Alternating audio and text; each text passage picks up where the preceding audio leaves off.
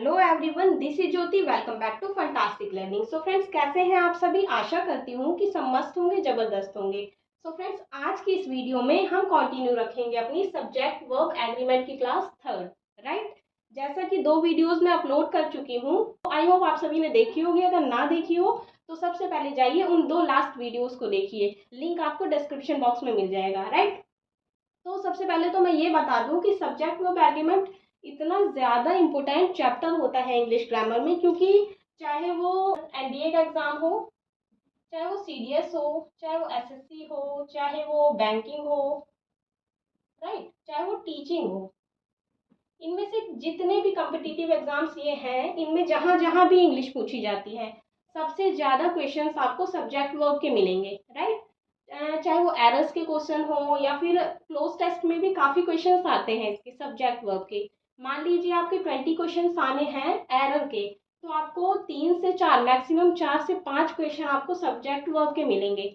तो बहुत ही ज़्यादा इंपॉर्टेंट हो जाता है आपका सब्जेक्ट वर्ब को समझना, और इंग्लिश ग्रामर में बहुत ही ज़्यादा बेसिक चैप्टर होता है ये, right. So without wasting any more time, let's begin. आइए समझते हैं आगे के कुछ रूल्स को। फ्रेंड्स, आइए समझते हैं रूल 4 को, जो कि बहुत ही ज़्यादा इजी है, लेकिन किसी किसी के लिए बहुत ज़्यादा कंफ्यूजिंग हो जाता है। ये रूल बहुत ज़्यादा इंपॉर्टेंट है, ध्यान से समझिएगा इसको।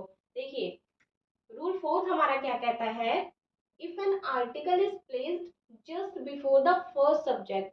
आई होप आप सभी को आर्टिकल पता होंगे। आर्टिकल हमारे क्या होते हैं? ए, एन एंड द। ये तीनों हमारे क्या होते हैं? Article, right. तो क्या कहता है ये rule? If an article is placed just before the first subject, it means person and thing is same. क्या कहता है? अगर आर्टिकल फर्स्ट सब्जेक्ट से पहले यूज होता है तो वो किसी एक ही व्यक्ति को और एक ही वस्तु को प्रदर्शित करता है। मतलब जो व्यक्ति होगा और जो वस्तु होगी वो दोनों सेम होंगे, तब हमारी सिंगुलर वर्ब यूज होगी, ठीक है। मतलब सिंपल भाषा में आप कह सकते हैं, फर्स्ट सब्जेक्ट से पहले अगर किसी आर्टिकल का यूज होता है और किसी सब्जेक्ट से पहले आर्टिकल का यूज नहीं हो रहा है, तो इसका मतलब ये है कि जो व्यक्ति और वस्तु इसमें बताए गए हैं वो दोनों सेम है, अलग नहीं है, तब हमारी सिंगुलर वर्ब। और ऑब्वियस सी बात है, एक ही व्यक्ति अगर होगा या एक ही वस्तु होगी तो हमारी सिंगुलर वर्ब ही यूज होगी, राइट। तो देखिए एग्जाम्पल, देखिए, अब white and black gown was bought by हर। कोई लड़की है, उसके द्वारा एक सफेद और काला गाउन खरीदा गया था। ये बात हो रही है यहाँ पे। तो पहली बात तो देखिए, वॉज हमारे यहाँ पे क्या आई है? सिंगुलर वर्ब यूज हुई है। अब क्यों हुई है? ये रूल जो कहता है उसी के अकॉर्डिंग हुई है। तो देखो, आर्टिकल का यूज हमारा कहाँ हुआ है? फर्स्ट सब्जेक्ट से पहले, बट सेकंड सब्जेक्ट से पहले तो हमारा कोई आर्टिकल का यूज नहीं हुआ है। इट मीन्स जो हमारा गाउन है वही एक ही गाउन, वो ब्लैक भी है एंड वाइट भी है। यहाँ अलग अलग गाउन की बात नहीं हो रही है कि एक एक वाइट है और एक ब्लैक है, ऐसा नहीं है, क्योंकि आर्टिकल का यूज सिर्फ फर्स्ट सब्जेक्ट से पहले हुआ है। इट मीन्स जो हमारा गाउन है वही ब्लैक भी है और वाइट भी। तो आप क्या समझे? जो गाउन है वही ब्लैक है और वही वाइट है, तो हमारा सिंगुलर वर्ब यूज हुई है, ठीक है। अभी से समझिए नेक्स्ट चीज को। But if an article is used before every subject, ध्यान दीजिएगा, यहाँ पे सिर्फ फर्स्ट सब्जेक्ट की बात हो रही थी, फर्स्ट सब्जेक्ट से पहले, बट यहाँ क्या बात हो रही है? एवरी सब्जेक्ट की। So but if an article is used before every subject, so it refers to different people and things, right. It refers to different people and things. मतलब अगर जैसे मैंने बताया यहाँ पे उसका अपोजिट है। अगर यहाँ पे था कि सिर्फ एक सब्जेक्ट से पहले आर्टिकल का यूज हो रहा है, इट मीन्स एक ही व्यक्ति होगा और एक ही वस्तु होगी, तो सिंगुलर वर्ब यूज होगी। और यहाँ पे बोल रहा है कि अगर आर्टिकल का यूज सभी सब्जेक्ट से पहले होता है तो ये क्या प्रदर्शित करेगा? कि अलग अलग व्यक्ति हैं और अलग अलग वस्तु हैं। तो जब एक से दो कोई व्यक्ति होंगे या वस्तु होंगी तो ऑब्वियस ही बात है हमारी प्लूरल वर्ब यूज होगी। इसमें तो कोई ऐसी बात नहीं है ना समझने वाली। तो आप क्या समझे? अगर आर्टिकल का यूज एवरी सब्जेक्ट से पहले हो रहा है तो ये क्या हमारा प्रदर्शित करेगा?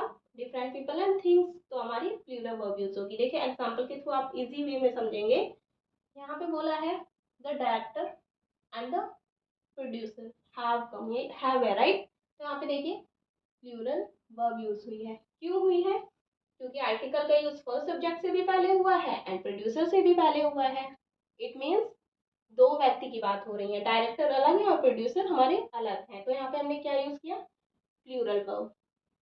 अब एक बात देख लीजिए, क्या हमने समझा इस रूल में? आई होप आप सबने समझ लिया होगा, बट क्या समझा? सब्जेक्ट से पहले आर्टिकल का यूज हुआ है तो ये हमें ये बताता है कि वो व्यक्ति एक है और वो वस्तु भी एक है, तो सिंगुलर वर्ब का यूज करते हैं, राइट। जैसे अ white and black gown was bought by हर। और यही रूल ये भी बताता है कि अगर अगर सभी सब्जेक्ट से पहले अलग अलग आर्टिकल का यूज हुआ है तो हमें क्या बताएगा, व्यक्ति भी अलग अलग है और वस्तुएं भी अलग अलग हैं, तो हमारी प्लूरल वर्ब यूज होगी, जैसे कि the director and the producer have come. I hope ये रूल आपने अच्छे से समझा होगा। अब चलिए डिस्कस करते हैं नेक्स्ट रूल। तो फ्रेंड्स आइए समझते हैं हम रूल फिफ्थ को। रूल फिफ्थ हमारा क्या कहता है, बहुत ही ज्यादा इंटरेस्टिंग है ये रूल भी। देखिए रूल फिफ्थ हमारा कहता है if two subjects are joined by, अगर दो सब्जेक्ट किन से जुड़े हो, ये जो मैंने लिखा है नीदर नॉर, ईदर और, not only but also, nor और नन बट से, ये हमेशा पेयर में ही चलते हैं, राइट। ऐसा नहीं है सिर्फ नीदर आ जाएगा, नीदर के साथ नॉर भी आएगा, तो हमेशा ये पेयर में ही चलते हैं। तो क्या है, अगर दो सब्जेक्ट हमारे किन से जुड़े हो, नीदर नॉर, ईदर और, not only but also, nor और नन बट से, तब जो हमारी वर्ब होती है वो नियरेस्ट सब्जेक्ट के अनुसार आती है, राइट। अगर आप सभी ने मेरी लास्ट वीडियो देखी हो तो मैंने उसमें एक रूल थर्ड बताया था, जिसमें मैंने बताया था अगर दो सब्जेक्ट हमारे, कुछ मैंने कंजंक्शंस बताए थे, राइट, अगर उनसे जुड़े हो तो जो हमारी वर्ब आती थी वो किसके अनुसार आती थी, फर्स्ट सब्जेक्ट के अनुसार आती थी, राइट।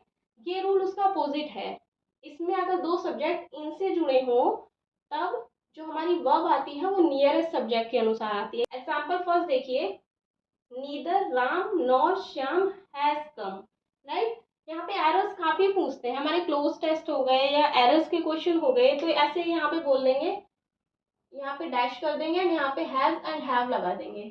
अब पूछेंगे यहाँ पे हैज आएगा हैव, अब आपने रूल पढ़ा होगा तब तो आप कर पाएंगे ना। तो देखिए neither Ram nor Shyam has come, इसका मतलब क्या हुआ, ना राम आए और ना ही श्याम आए, दोनों नहीं आए।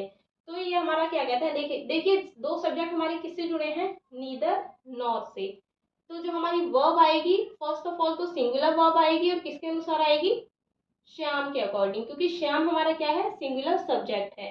तो हमारा ये रूल कहता है अगर इन सभी से दो सब्जेक्ट जुड़े हो तो जो वर्ब होती है, वर्ब क्या है हमारी, हैज, किसके अकॉर्डिंग आई है, श्याम के अकॉर्डिंग। श्याम हमारा क्या है, सिंगुलर सब्जेक्ट है, तो यहाँ पे हैज आया है, इसलिए हैव नहीं आया है।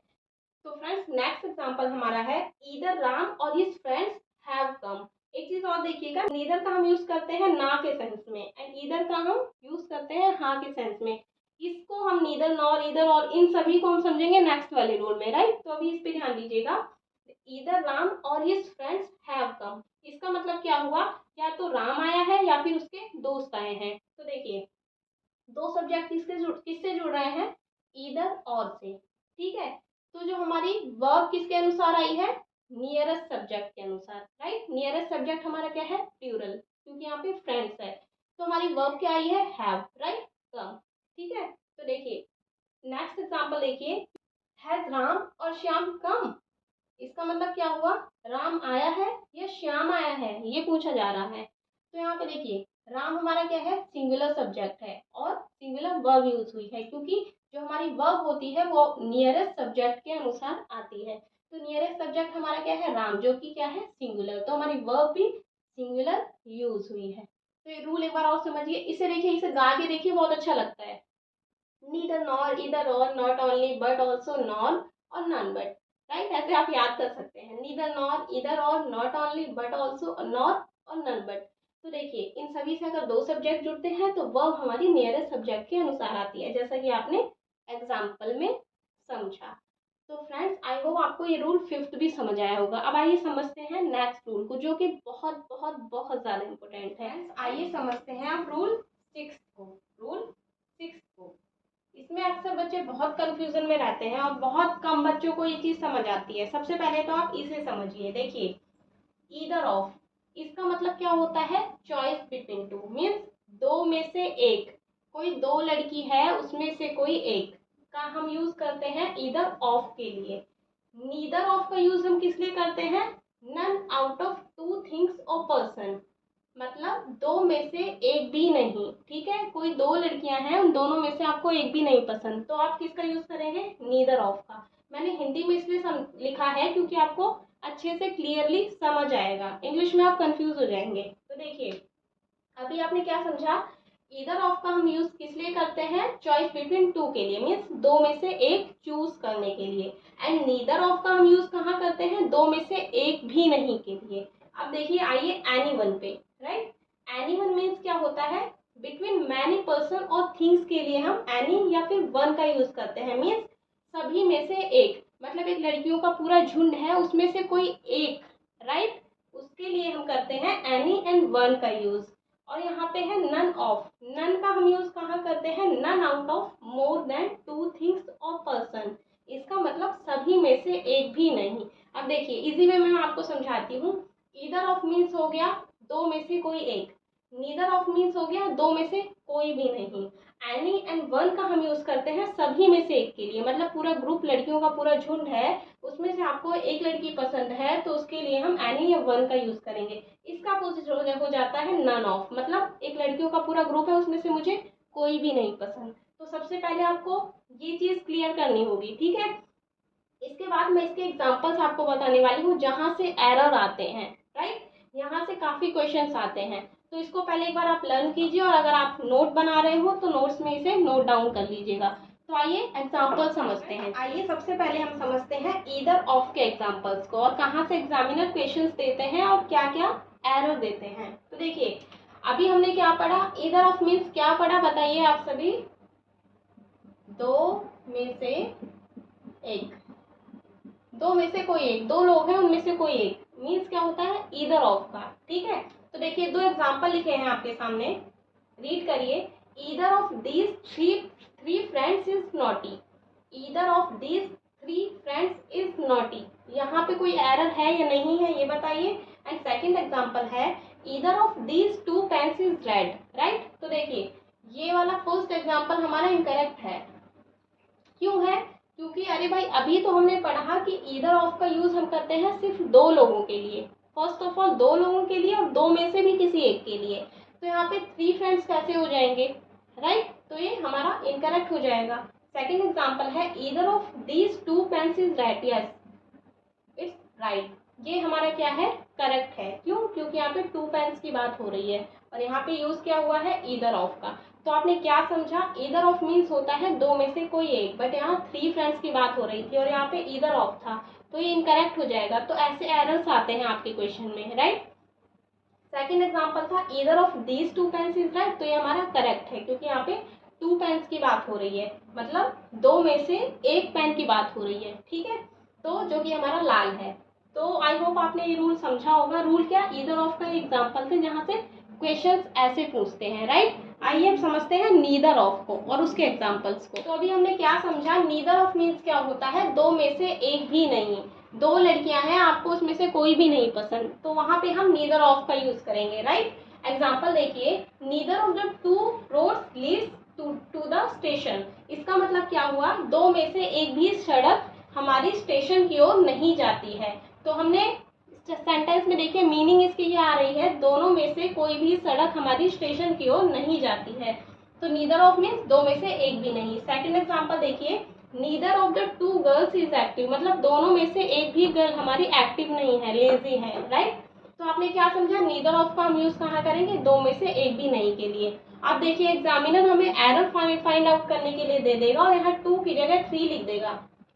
आप तुरंत पकड़ लीजिएगा कि एरर हमारा यहीं पे है, क्योंकि आपने क्या पढ़ा है, नीदर और ईदर का यूज हम हमेशा दो लोगों के बीच के लिए या फिर दो वस्तु के बीच के लिए करते हैं। अब ये हमारा ईदर और नीदर पे डिपेंड करता है, क्योंकि ईदर के लिए हम दो में से एक चूज करने के लिए करते हैं एंड नीदर ऑफ का यूज हम करते हैं दो में से एक के लिए भी नहीं। आइए अब समझते हैं नन ऑफ को, राइट। नन ऑफ मीन्स क्या होता है, सभी में से एक भी नहीं। जैसा कि अभी हमने समझा था, किसी ग्रुप में बहुत सारी लड़कियां हैं और उसमें से आपको एक भी नहीं पसंद, वहां पे हम नन ऑफ का यूज करते हैं। एग्जाम्पल देखिए, ये एग्जाम में आया हुआ क्वेश्चन है, neither of his four sons looked after him, क्या ये हमारा करेक्ट है या फिर इनकरेक्ट है। नेक्स्ट एग्जाम्पल है, none of his four sons looked after him, ये हमारा करेक्ट है या इनकरेक्ट है।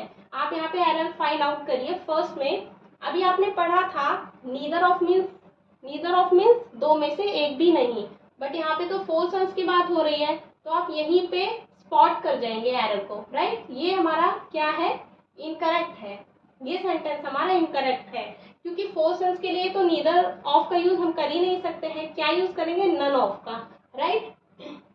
तो नन ऑफ का हम यूज कहाँ करते हैं, एक ग्रुप में बहुत सारे लोग हैं और उसमें से कोई भी नहीं। तो फर्स्ट एग्जांपल हमारा इनकरेक्ट है और सेकंड हमारा क्या है, करेक्ट है। तो आपने क्या समझा, नन ऑफ मीन्स सभी में से एक भी नहीं, राइट। आई होप आप सभी को आज के इस वीडियो के तीनों रूल्स अच्छे से समझ आए होंगे। अगर ना आए हो तो एक बार वीडियो को फिर से देख लीजिएगा, और अगर आपने नोट्स बनाए हो तो ज़रूर से रिवाइज करिएगा। और लास्ट की आपने दोनों वीडियोस सब्जेक्ट वर्ब की ना देखी हो तो ज़रूर जाके तुरंत देखिए, क्योंकि वहाँ से स्टार्टिंग है और बेसिक आपका क्लियर होगा, और लिंक आपको डिस्क्रिप्शन बॉक्स में मिल जाएगी, राइट। तो मिलते हैं नेक्स्ट वीडियो में। Thank you.